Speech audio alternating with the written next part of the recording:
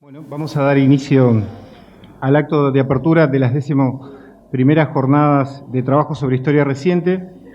Si bien después vamos a hacer las presentaciones pertinentes, conforman o estamos sentados en este panel de apertura nuestro invitado, el conferencista, el doctor Rodrigo Pato Zamota, nuestra decana, la profesora Laura Tarabella, y quien les habla como director del Departamento de Historia, Hugo Ramos.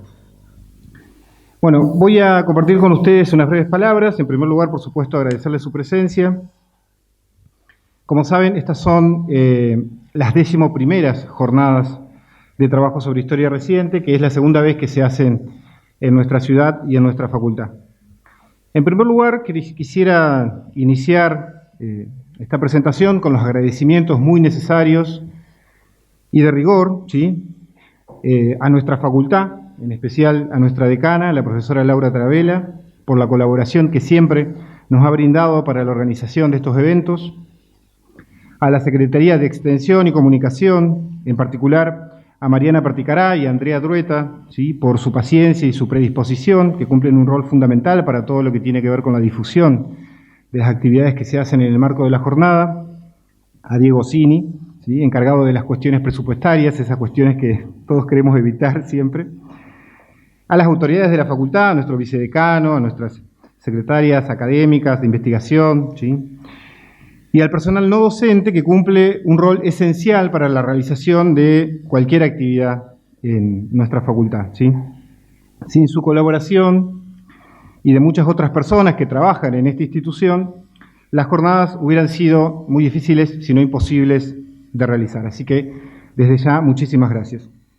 Por extensión, también quisiera expresar el agradecimiento a nuestra Universidad Nacional del Litoral, universidad pública, laica y gratuita, y como leía en una nota hace unos días, adjetivos, ¿sí?, sustantivos, que definen lo que es el núcleo fundamental de nuestra educación superior y que apostamos a que sigan definiéndola en el futuro inmediato y a largo plazo. Asimismo, nuestro agradecimiento a las personas e instituciones que avalaron y que contribuyeron decisivamente para la realización de las jornadas, en especial al comité académico de las jornadas y a quienes forman parte del colectivo de historia reciente, por sostener desde hace 20 años el impulso indispensable para que estas jornadas se sigan realizando periódicamente. Una especial mención a Natalia Vega y a Luciano Alonso, que literalmente se han puesto las jornadas al hombro, así como a quienes participaron del comité organizador local, Julieta, Virginia, Marcelo, Cecilia, ¿sí? No me quiero olvidar de nadie y mis disculpas si en este momento me estoy olvidando de algún nombre. Bueno, también al Archivo Provincial de la Memoria, que precisamente ha organizado una muestra que está a disposición para ser visitada en el octógono de nuestra facultad, y a Marcelo Andelique por haber hecho posible el taller sobre historia reciente que se desarrolló durante la tarde de ayer. También, por supuesto, quisiera agradecer a las instituciones que nos brindaron sostén económico, ¿sí? Y entiéndase por sostén económico esa palabra que hoy tiene tan mala prensa, ¿no?, un subsidio, ¿no?, para las jornadas.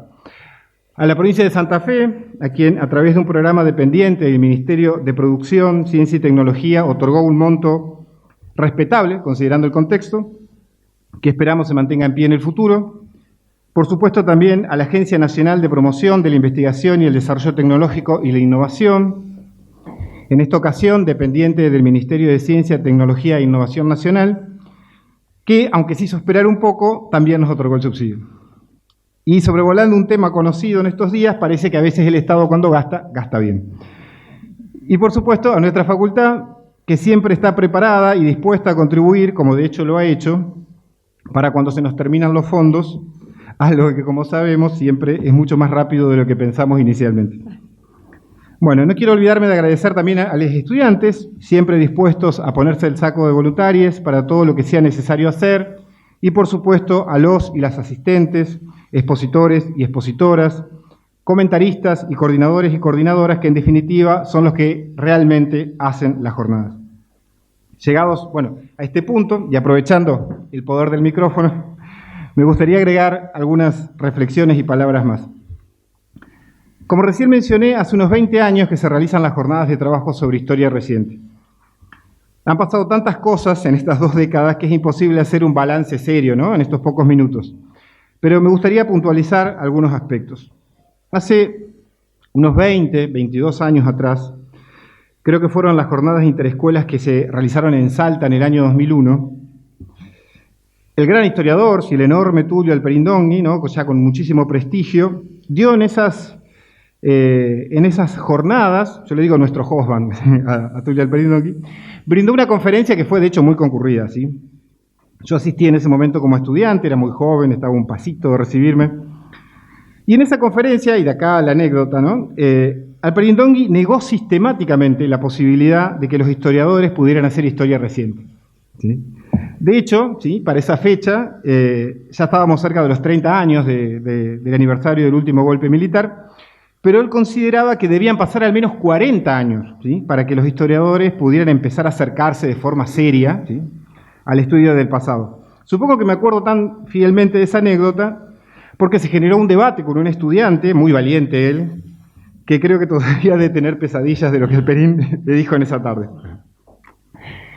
Recuerdo esto porque es interesante observar que las jornadas sobre historia reciente empezaron apenas 2 años después de esa conferencia, ¿no?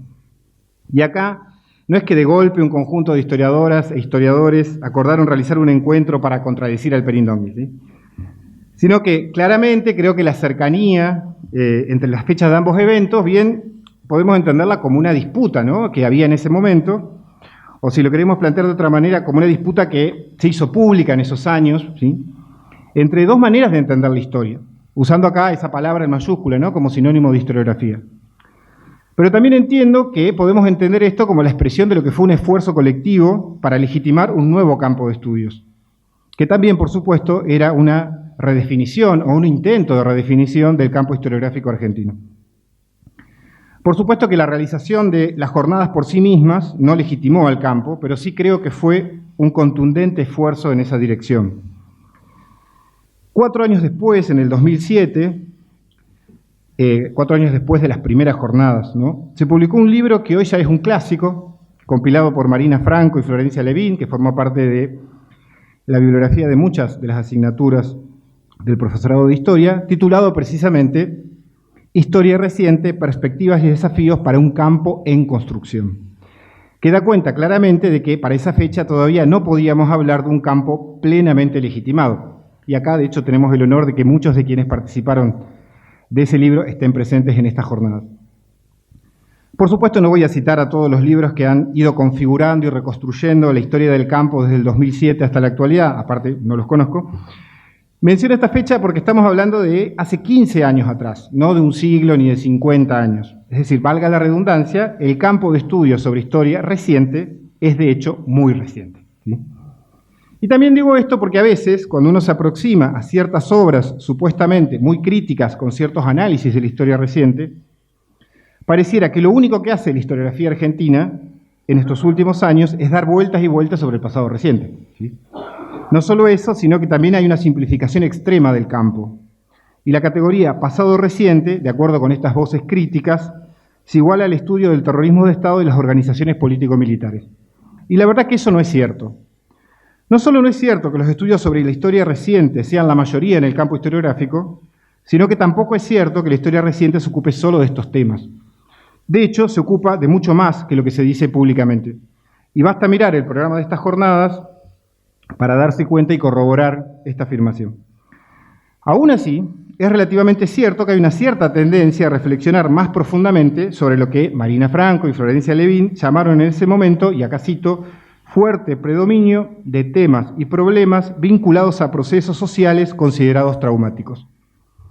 Por mi parte, considero saludable y en alguna medida natural que así sea, porque realmente me resultaría muy difícil convivir con la idea de sobrevivir en un país que no pueda hacerse cargo de su pasado, o mejor dicho, que intente volver a tramitar ese pasado a través del silencio, la impunidad y la negación.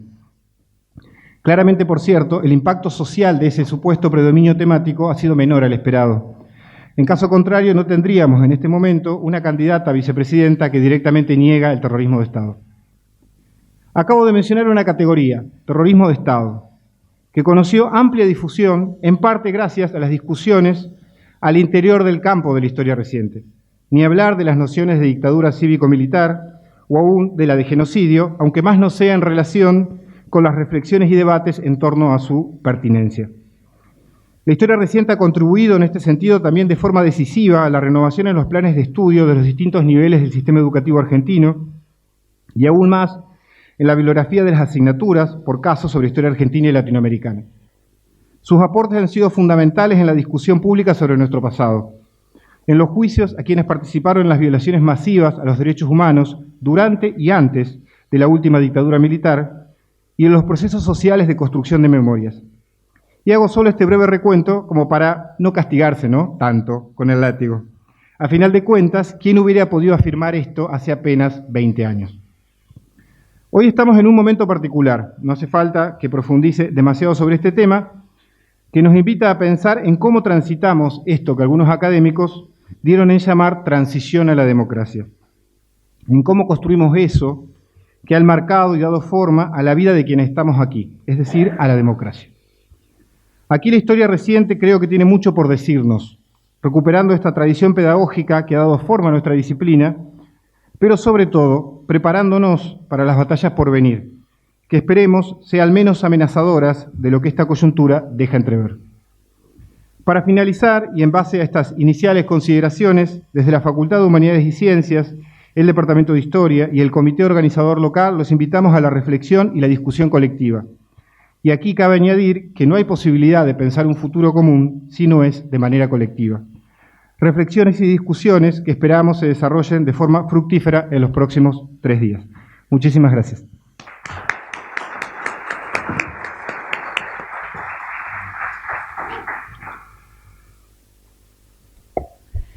Bueno, muy buenos días a todas y a todos. Es un placer para los que nos visitan por primera vez, fundamentalmente para los conferencistas y los panelistas que provienen de otros países, que estén acá acompañándonos en esta mañana, en este acto de apertura de estas jornadas de historia reciente, que llama la atención en la denominación, jornadas de trabajo de historia reciente, con lo cual ya ahí hay una marca de que se involucran en la producción y en la discusión de estos temas que se materializan obviamente en pensar y en poner en común todo aquello que se investiga, que se estudia y que se analiza.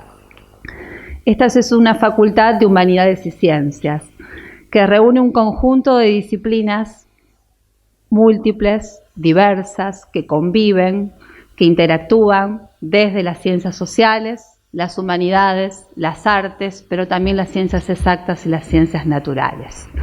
Y eso no es un dato menor para entender el por qué esta facultad promueve, alienta. Hugo lo decía en el inicio de sus palabras y agradezco particularmente la consideración hacia la facultad, hacia los integrantes del equipo de gestión, hacia el personal no docente que tanto colabora para que estos eventos se puedan desarrollar, porque tiene que ver justamente con dar la posibilidad y el lugar para que las diferentes disciplinas, los distintos departamentos, sus líneas de estudio, de trabajo, de investigación y de extensión puedan darse a conocer y la facultad oficiar como hospitalaria justamente de esas discusiones. Ser anfitriones y sobre todo en momentos, y Hugo lo planteaba muy bien, de mucha tensión, de controversia, en donde nuevamente se pone en dudas el rol de la Universidad Nacional, de la Universidad Pública y también el rol de la ciencia y de la ciencia pública y particularmente el aporte de las humanidades y de las ciencias sociales.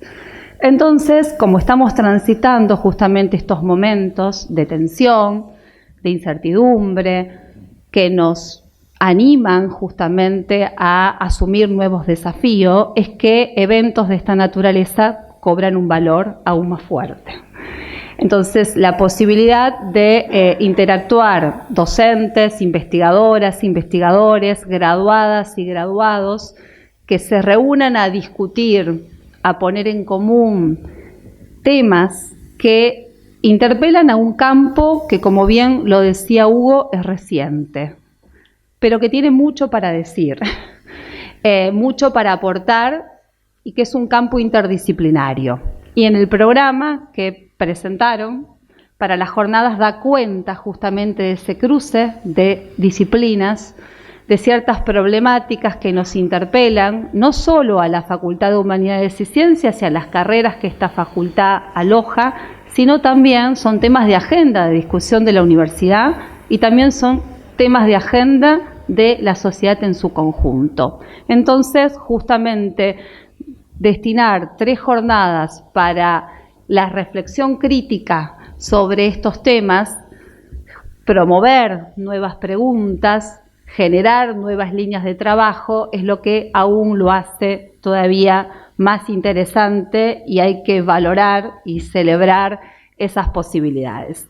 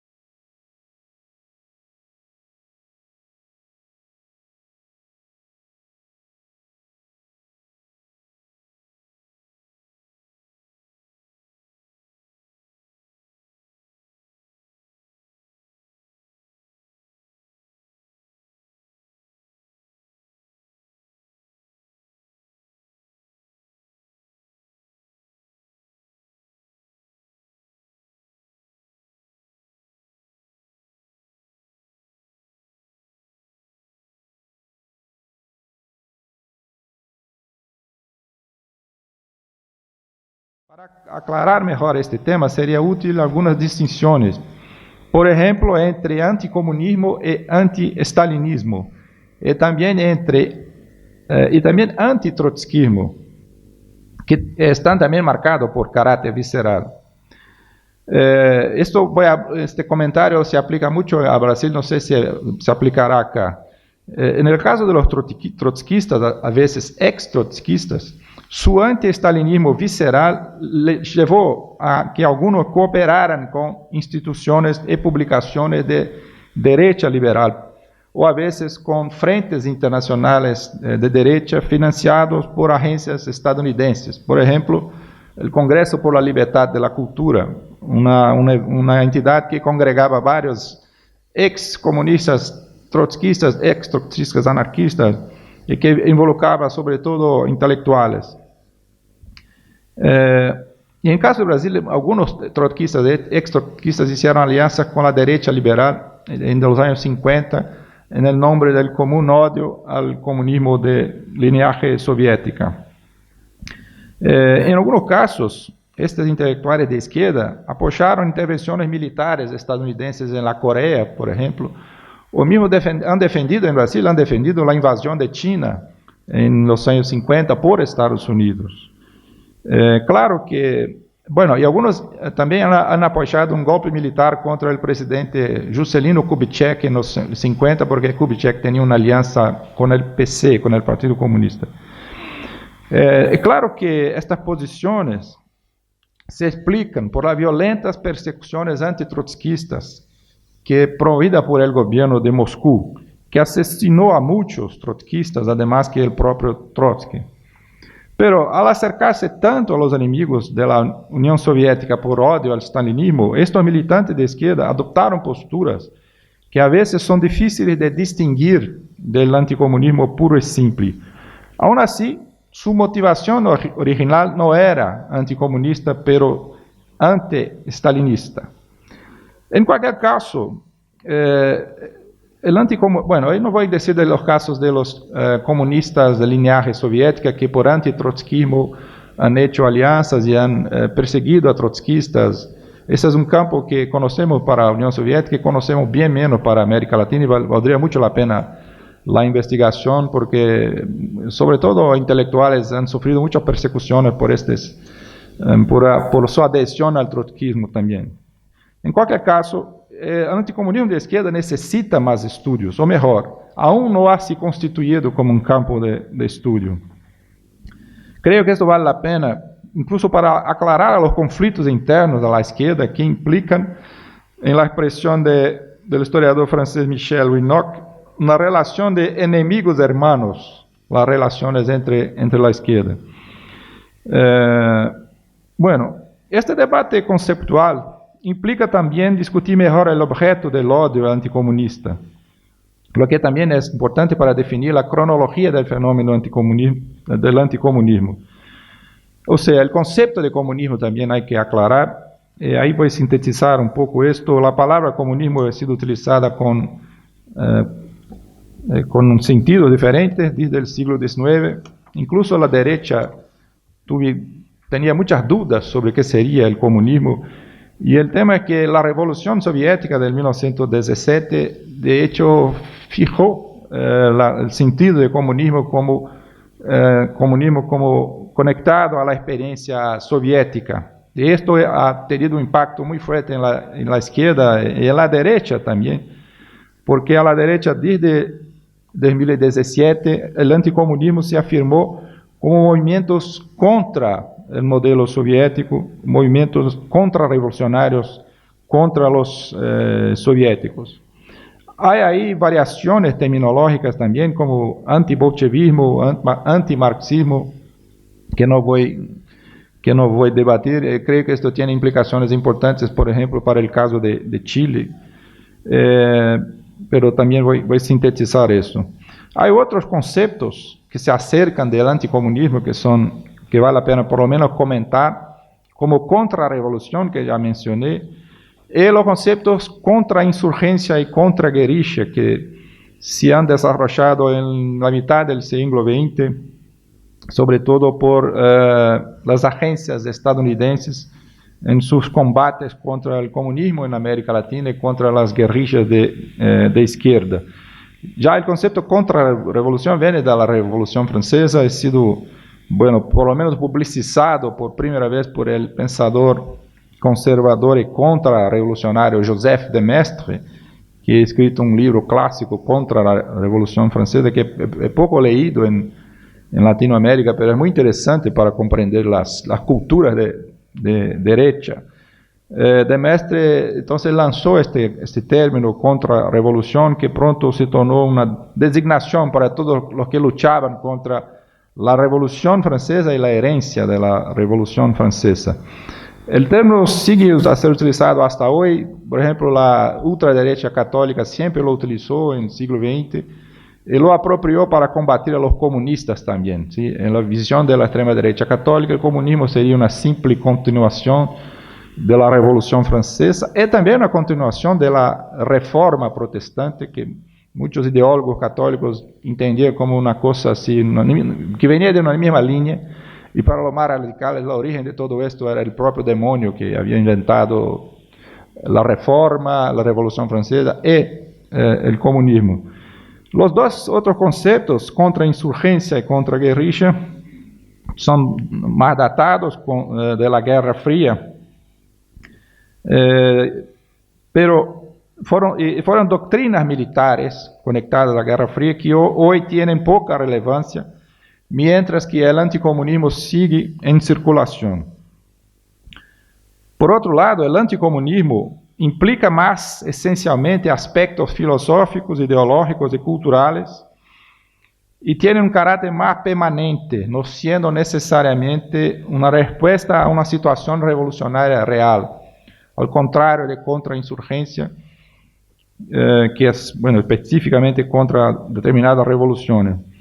El anticomunismo, en este sentido de que se combate algo que no necesariamente es una revolución en curso, Es muy claro en el caso de Estados Unidos, que incluso no tenía un partido comunista muy relevante, pero al mismo tiempo tenía un anticomunismo extremadamente fuerte y hasta hoy.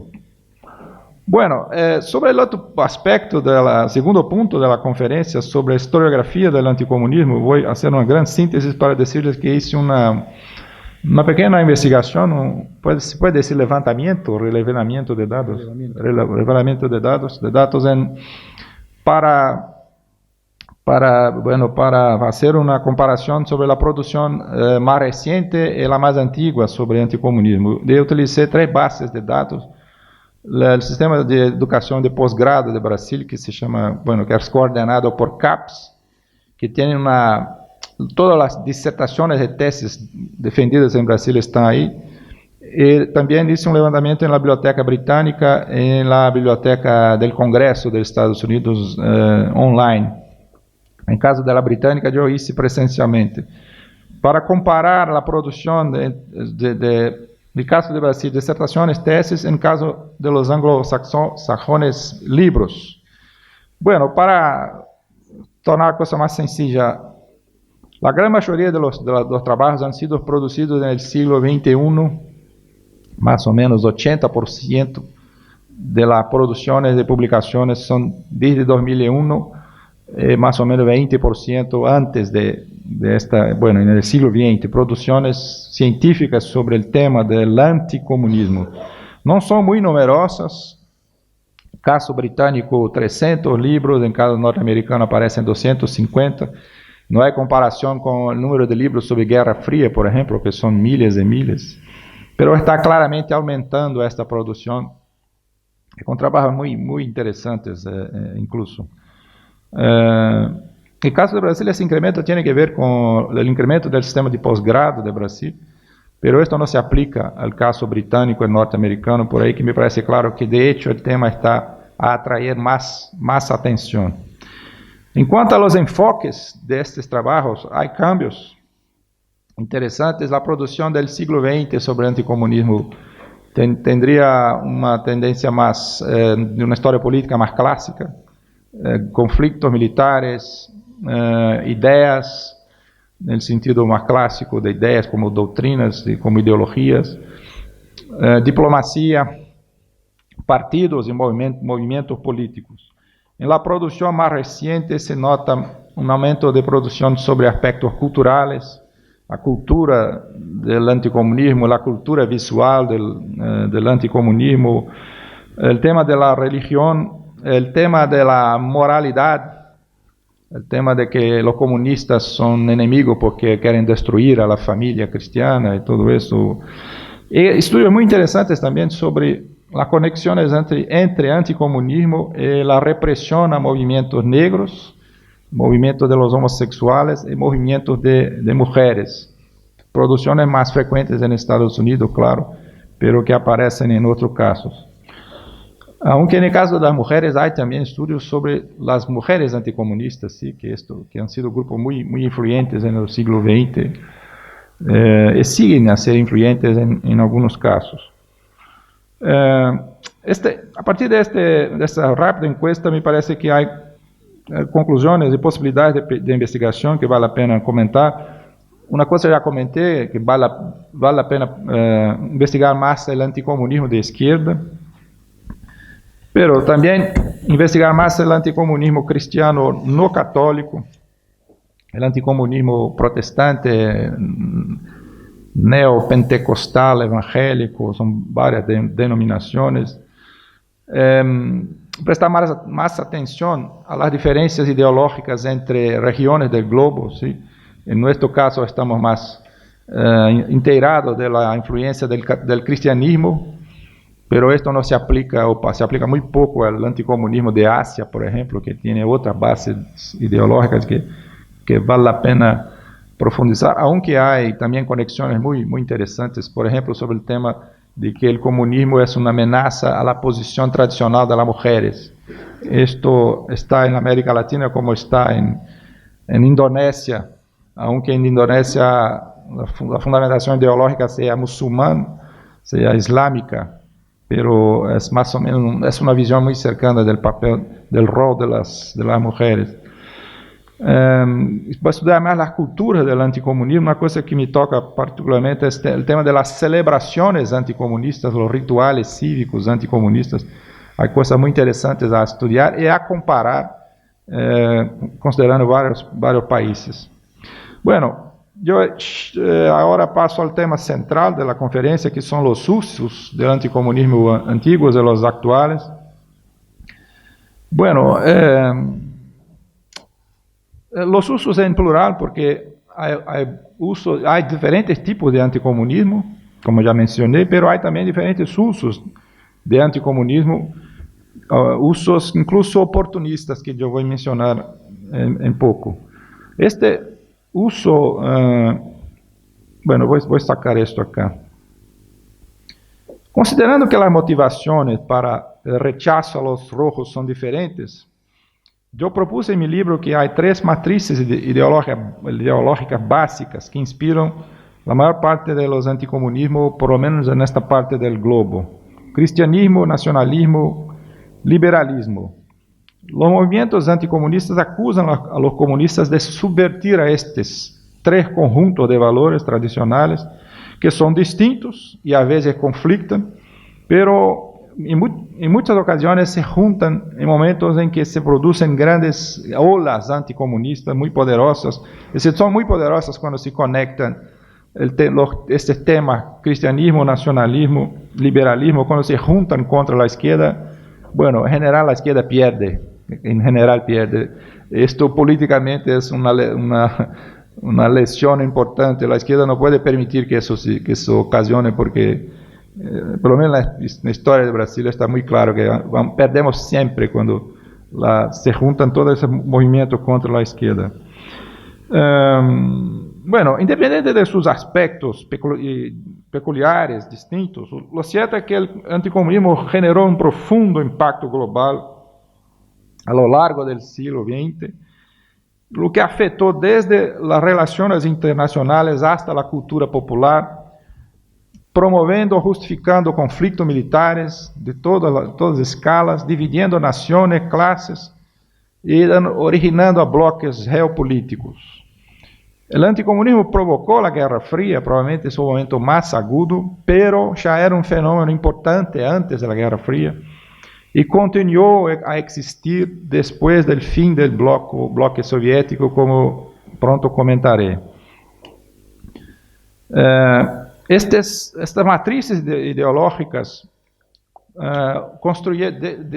dieron origen a un imaginario anticomunista compuesto de expresiones verbales, visuales, y este imaginario dialogaba con tradiciones contrarrevolucionarias anteriores, pero se tornó un fenómeno original, marcado por características transnacionales y caracteres específicos regionales. El proselitismo de este anticomunismo se produjo por diferentes medios, desde los púlpitos de las iglesias hasta los discursos de líderes políticos, desde artículos en periódicos hasta pronunciamientos militares, desde la literatura al cine, desde las historietas hasta los textos académicos, desde proyectos educativos hasta rituales conmemorativos. Si toda esta propaganda masiva contra las ideas comunistas no pudieron impedir a su circulación, ciertamente representaron un gran obstáculo para el crecimiento de las ideas comunistas en el mundo del siglo XX. También el tema de la amenaza roja prestó un servicio retórico muy importante por la derecha, que es su utilización como un toque de alarma para reunir, para agregar a todas las derechas, una especie de lengua franca para juntar a todos los tipos de derecha contra un enemigo común. Por eso también que sigue tan útil el anticomunismo hoy para la derecha, siempre cuando marcha, cuando la gente acepta la idea de la amenaza comunista. Esto es muy claramente el caso de Brasil, en que mucha gente de derecha obviamente no cree en el comunismo, pero sigue a utilizarlo porque es muy eficaz. El anticomunismo es muy eficaz. Bueno, sin embargo, como discursos, representaciones e imágenes son insuficientes para eliminar a los enemigos, se produjo también represión política e intervenciones militares que han sido justificadas por este mismo imaginario anticomunista. Y ahí voy a sintetizar también se produjo una serie de leyes anticomunistas, aparatos estatales anticomunistas, se ha entrenado especialistas en combater al comunismo, tanto en el Estado como a veces en carácter paraestatal. Por ejemplo, los dos infames grupos brasileños y argentinos, la AAA en Argentina y uno en Brasil que se llamaba Comando de Caza a los Comunistas, que tienen características muy semejantes y tienen un carácter más o menos paraestatal. No se puede olvidar también que esta voluntad represiva al comunismo generó acciones de cooperación transnacional. Por ejemplo, los acuerdos de las potencias fascistas de los años 30, con la creación del eje anticomunista, el operativo Cóndor acá, entrenamiento de policías, de oficiales de Fuerzas Armadas, sobre todo en Estados Unidos, y también cooperación transnacional involucrando a entidades privadas que han producido distintas ligas, congressos, confederaciones anticomunistas a lo largo del siglo XX. Estas represiones también involucraron acciones estatales de larga escala, con intervenciones militares en países de América Latina, de Asia y África, siempre con la justificativa de combater a los rojos. Bueno, sin embargo, como ya dije, el anticomunismo también se ha utilizado con fines oportunistas, ajenos a la lucha contra el comunismo. En mi libro llamé a esto industria del anticomunismo. Creo que la traducción mejor sería el negocio del anticomunismo, una expresión que ha sido cuñada en Brasil en principios de los años 60 para expresar este fenómeno del uso oportunista del miedo a los rojos. En este campo, la manipulación más evidente es el uso retórico de la amenaza roja para combatir a toda propuesta de izquierda, así como a varios movimientos sociales, trabajadores, mujeres, etc. La razón es que es más fácil movilizar a la opinión conservadora y a veces también la opinión liberal si al enemigo no se le presenta como un simple defensor de reformas sociales, pero como un peligroso agente del mal, una imagen vaga que puede evocar temas como la violencia, la inmoralidad, el espionaje, la traición a la patria, la corrupción o incluso el diablo en persona en las versiones religiosas del anticomunismo. Además, el anticomunismo es manipulado para justificar a proyectos autoritarios de derecha de todo tipo, con el argumento de que enemigos tan terribles hay que combatir con todas las armas. Hay otros tipos de uso oportunista y político del anticomunismo, la manipulación con fines electorales, por ejemplo, para movilizar votos conservadores, pero también los usos comerciales del anticomunismo que van desde la explotación de productos de la industria cultural hasta la recaudación de plata para personas que se posicionan como héroes de la lucha contra los rojos, desde militares y policías hasta propagandistas, cuyas acciones incluyen el botín y a la extorsión. Pero, por otro lado, es importante registrar también que los propios comunistas hicieron usos del anticomunismo oportunistas. La forma más obvia era acusar a todos los oponentes del comunismo de ser anticomunistas, tratando de asociarlo, por ejemplo, al reaccionarismo o al fascismo. Yo encontré un libro en la Biblioteca Británica, escrito por el líder albanés Enver Hoxha, más o menos así que se pronuncia. El título del libro de Hoxha es El eurocomunismo es anticomunismo. Aquel embate en los años 70 contra el eurocomunismo de Europa Occidental, que los comunistas de linaje soviética, llamaban de anticomunismo. Finalmente paso a los usos recientes del anticomunismo, que son una confirmación de que este fenómeno no se limitó a Guerra Fría.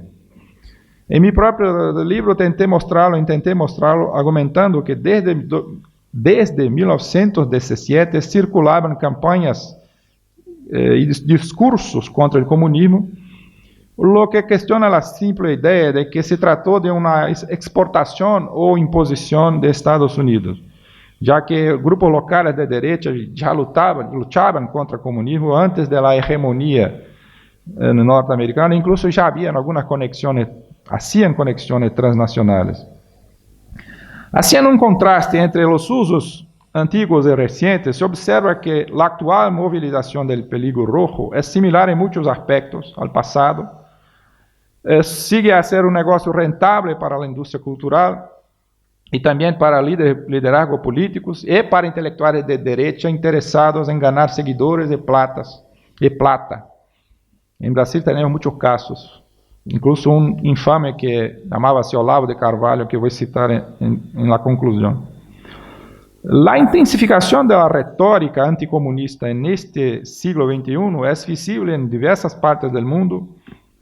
Aquí menciono Estados Unidos, menciono Europa Oriental, menciono América Latina. No voy a mencionar Argentina, ustedes lo conocen más que yo. Incluso me pareció muy interesante que ahora me contó Luciano Alonso que Milei utiliza colores del anarcocapitalismo norteamericano. Eso es muy raro. Ya está una diferencia con Bolsonaro. Bueno, entonces estoy a sintetizar todo eso para decir que hay que estar atento que las fuerzas de derecha actuales no luchan solo contra fantasmas, porque a pesar de la retórica anticomunista, en general la disputa real es contra fuerzas de izquierda que raramente son comunistas, pero están presentes en varios casos y llegan al poder o tienen condiciones de hacerlo. Por ejemplo, en el caso de América Latina, con la ola rosa, que provocó un impacto muy fuerte en la derecha, incrementó la derecha autoritaria, la derecha extremista, sobre todo en el caso de Brasil, que esto provocó el fenómeno bolsonarista. Un ex capitán se convirtió en héroe para muchas personas, algunas de las cuales apoyarían una nueva intervención militar, como decían en sus carteles que mostraban en las calles, y como hicieron el intento golpista en Brasilia el 8 de enero. Pero esta bolsonarismo es muy conectado en la memoria de la dictadura militar, que se presentó como una dictadura para combatir al comunismo. Y esto vimos también en otros países, pero no lo comentaré. Para concluir, permítame hablar un poco más sobre el caso de Brasil, tanto por ser mi objeto de estudio, mi país, pero también por el protagonismo internacional que el país desafortunadamente alcanzó desde el impeachment del gobierno Rousseff y desde el advenimiento del bolsonarismo. Los activistas anticomunistas nunca descansaron en Brasil y habían estado trabajando desde finales de la década de 80 para volver a ocupar el espacio perdido tras el fin de la dictadura militar. Por lo tanto, el bolsonarismo se inspiró en movimientos previamente existentes desde los años 80 y los absorbió, dándoles una mayor audiencia pública.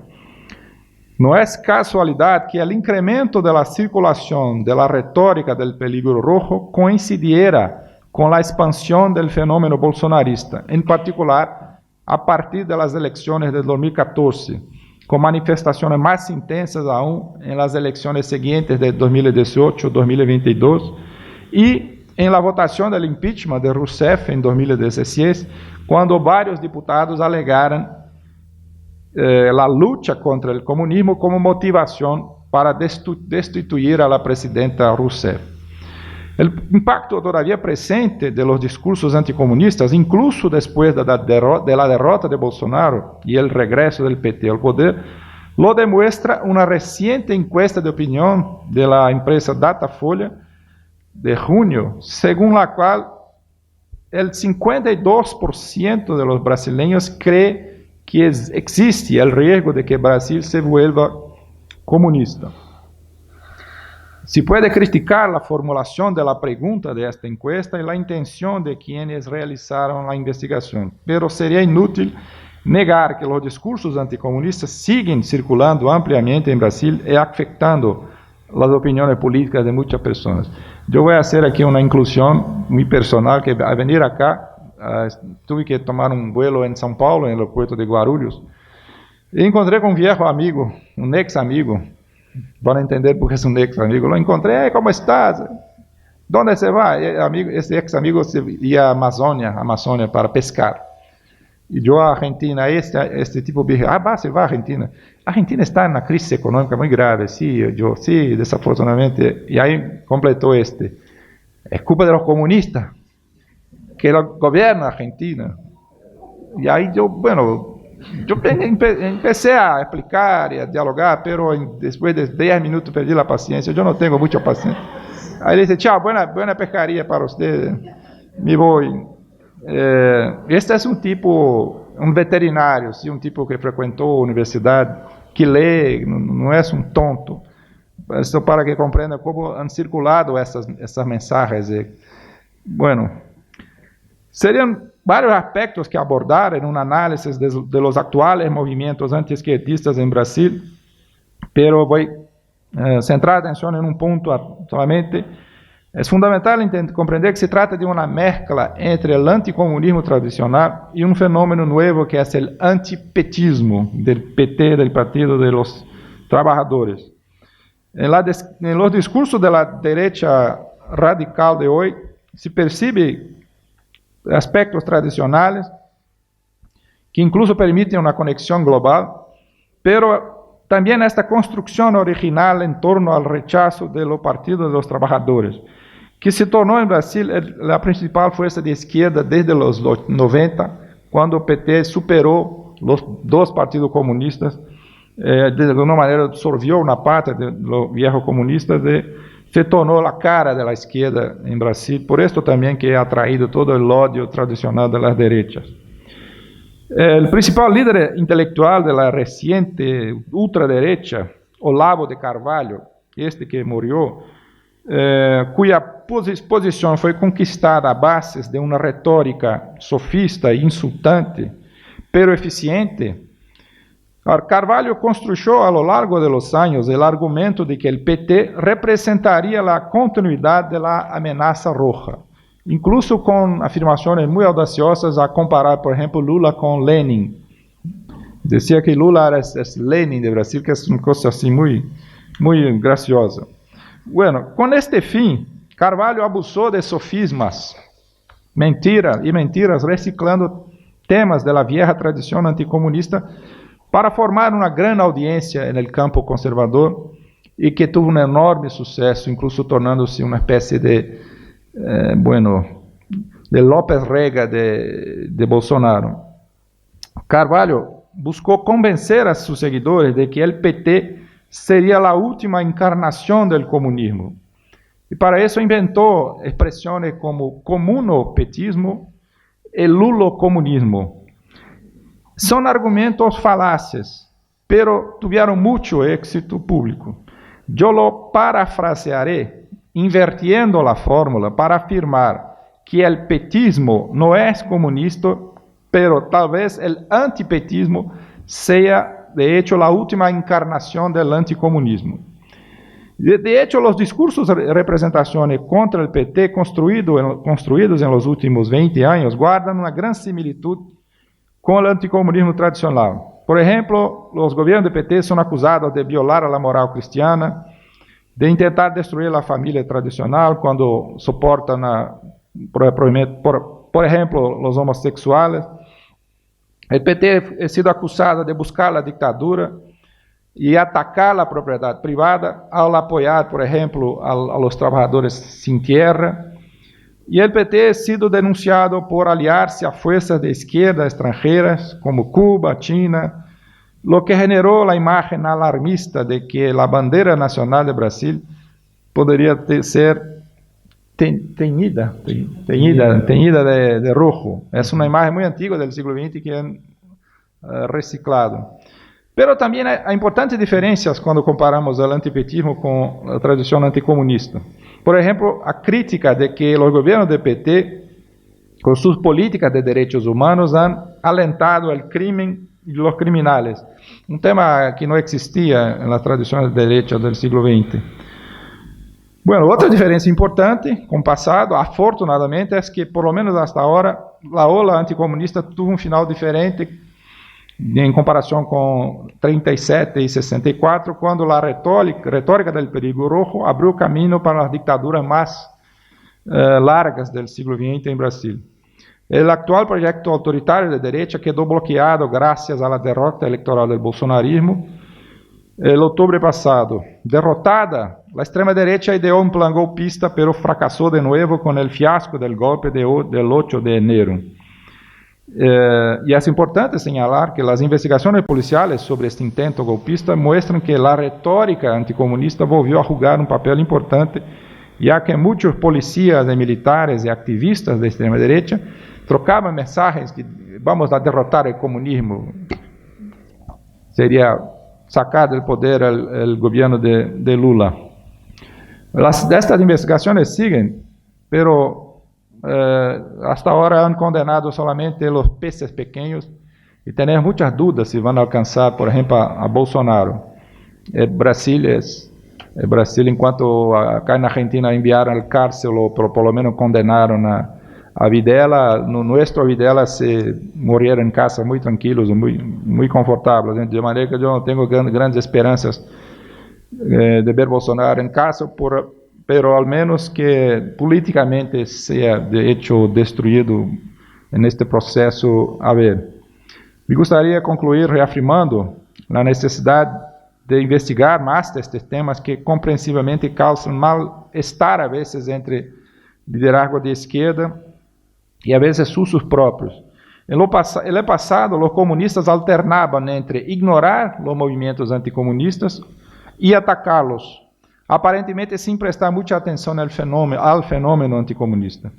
En la izquierda actual de Brasil, la mencionada encuesta de Datafolha sobre anticomunismo generó reacciones de repulsión con acusaciones de que la empresa estaba a estimular sentimientos antipetistas al investigar la opinión pública sobre el tema. A su vez, muchos dirigentes del PT desdeñan del antipetismo, afirmando que es un tema inventado o, por tanto, inexistente o sobreestimado. Bueno, en mi opinión, si se trata de una estrategia para desviar la atención pública del tema con el objetivo de reducir su circulación, es comprensible. Pero es de esperar que esto no signifique falta de interés o falta de atención al problema del antiizquierdismo o antipetismo, ya que la fuerza política de estos sentimientos está más que demostrada. Fingir que no existen o simplesmente insultarlos no hará que el problema desaparezca. En el texto ya citado, Miliband y Liban afirman que es necesario luchar contra el anticomunismo por el bien de la democracia. Estoy de acuerdo, pero agrego que también es necesario estudiarlo y comprenderlo, tanto por su relevancia científica como por razones políticas, ya que el conocimiento puede ofrecer recursos más eficaces para combatir el anticomunismo y el antiizquierdismo. Muchas gracias.